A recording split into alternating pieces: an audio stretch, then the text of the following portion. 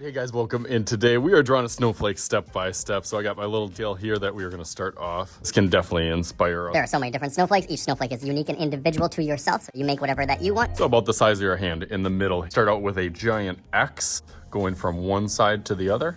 After that X, one line going right down the middle of that. I'll go through that a little darker so you can see.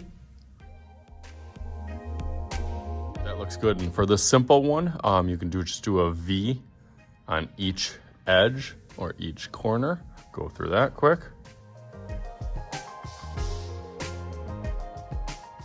Okay, and that is that. This would be what I call a good start, but definitely not a finish yet. I'm using these Expo markers. They have the chisel tip, so it makes it a little bit easier to do thick lines. So I'm gonna go over each of my lines and kind of clean those up a little bit. Go over those a couple times just to kind of make them a little bit more thick and even.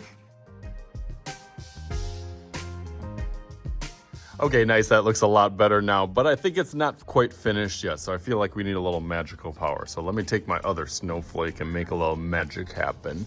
Just like... Alright, ready? Burn! Alright, look at this. How awesome did this turn out? I had no idea I was going to do an optical illusion, but it kind of turns into one of those projects. I just went back and forth, as you can see with the shades of that, light blue and dark blue, back and forth and back and forth. I could see this as... a bunch of different projects, even from this. So it started out with something simple, but then you can kind of design it and decorate it however complicated and complex that you want. Hopefully you guys can have some fun with this project, and as always, I am Mr. Shooty. This is Mr. Shooty's Art Channel. We'll talk to you guys later.